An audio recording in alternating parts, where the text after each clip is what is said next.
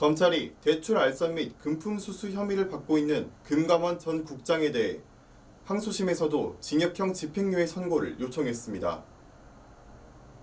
은행 지점장들에게 대출을 받게 해달라는 취지의 부탁을 전한 뒤 그 대가로 수천만 원을 받은 혐의로 재판에 넘겨진 전직 금융감독원 간부에 대해 검찰이 항소심에서도 징역형 집행유예를 선고해달라고 요청했습니다.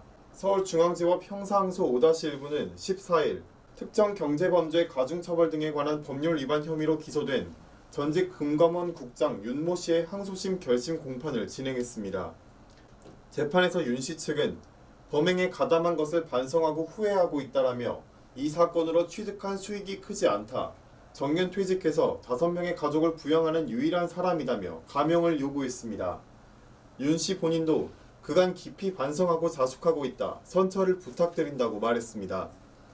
검찰은 징역 2년 2개월에 집행유예 4년, 벌금 600만 원을 선고한 1심 판결을 유지해달라며 항소 기각을 요구했습니다. 재판부는 윤 씨의 항소심 선고 공판을 다음 달 11일 오후 2시 진행할 예정입니다. 윤 씨는 지난 2018년 금감원 간부로 재직하며 대출 브로커와 공모해 의뢰인들이 금융기관에서 대출받을 수 있도록 금감원 간부 지위를 이용해 알선하고 그 대가로 대출 금액 일부를 수수료 명목으로 받기로 한 혐의로 재판에 넘겨졌습니다. 조사 결과 윤 씨는 저축은행 지점장에게 전화해 자신이 금감원 간부라는 신분을 밝히면서 의뢰인들이 대출을 받을 수 있도록 검토해달라는 취지의 부탁을 한 것으로 드러났습니다.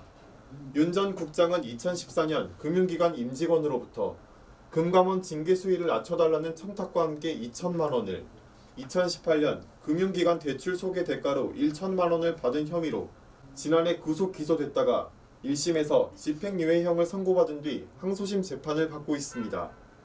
아울러 지난 2018년 모 업체 대표로부터 대출받을 수 있게 해달라는 취지의 부탁을 받고 이를 자신이 금감원 간부인 것을 아는 은행 지점장에게 전달한 뒤 실제 대출이 이뤄지자 사례 명목으로 1,000만 원을 수수한 혐의도 있습니다. 이 사건이 발생한 후 윤 씨는 지난해 6월 금감원에서 정년 퇴직을 한 것으로 조사됐습니다.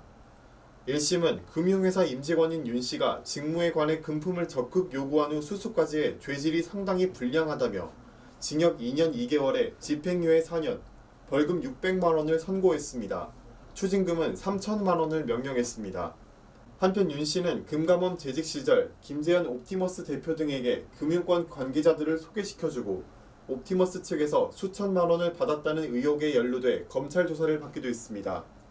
서울중앙지검 경제범죄 형사부는 전날인 13일 윤 씨를 피의자 신분으로 불러 조사하는 한편 자택을 압수수색했습니다.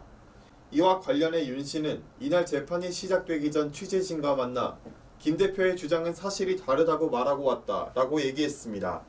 재판을 마치고서는 김 대표와 아는 사이인가, 돈을 받은 게 있나, 은행 관계자를 소개했나 등의 질문에 답을 하지 않고 떠났습니다. 이상 경북신문TV 임채환입니다.